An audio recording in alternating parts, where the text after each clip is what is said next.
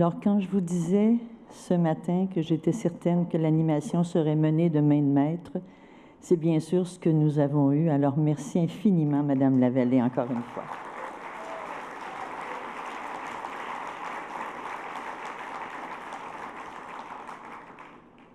Alors oui, Madame Lavallée le mentionnait à l'instant, c'est un congrès, je crois, tout à fait historique que nous sommes à terminer. Historique par le contenu. En quelques heures à peine, nous avons vu tanguer notre bateau de forte façon, de forte manière. Et c'est pourquoi, bien sûr, il est important que nous puissions rallier les forces à ce moment-ci. Et je remercie beaucoup M. Lenné également, qui nous a transmis de très beaux repères dans sa conférence. Merci infiniment. J'espère donc que ce 48e congrès de la Fédération des commissions scolaires vous aura démontré que la réussite est un choix politique. Je dis vous aura démontré parce que nous avons eu une manifestation assez éclatante de ce que peut être parfois la politique. Et si nous n'avons pas appris aujourd'hui nécessairement tout ce que nous aurions souhaité apprendre, peut-être avons-nous appris comment ne pas nous comporter quand nous voulons faire de la politique à notre façon, toujours dans le sens noble du terme. Vous savez, en éducation, on parle beaucoup et presque toujours de renforcement positif, de différenciation. Vous le savez, on tente de valoriser tout le monde et pourtant, nous avons eu aujourd'hui des exemples de ce qui pourrait fort bien nous démotiver, je dirais. Alors, c'est évident que je souhaite fort qu'à partir de ce que nous avons vécu aujourd'hui, nous soyons capables de réunir nos forces. De conférenciers de haut niveau ont partagé avec nous leur vision, leur expérience et leur savoir, afin de nous outiller pour faire face aux défis de l'heure en éducation. Je les en remercie infiniment en votre nom à tous.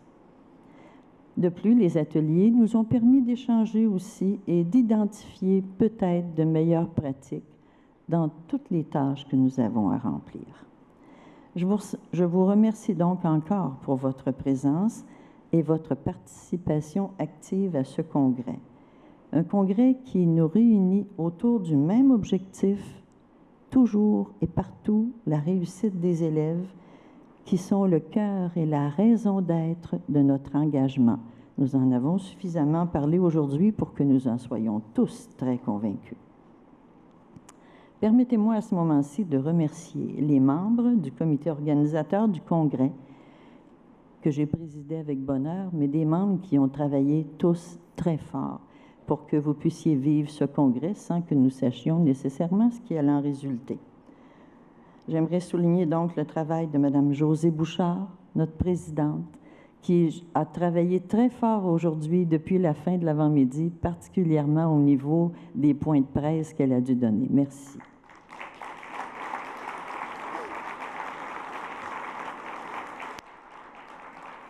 J'aimerais également continuer de nommer les membres du comité et de les remercier. Mme Pâquerette-Gagnon, merci infiniment.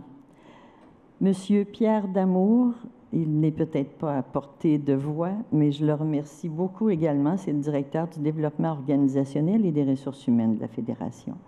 Monsieur François Grenon, directeur des communications et affaires publiques, mais qui n'est pas là aujourd'hui, retenu par des raisons de santé. Monsieur Frédéric Côté, conseiller, Madame Annie Jonf, conseillère, et Madame Paul Lebel, technicienne. On peut les applaudir très fort.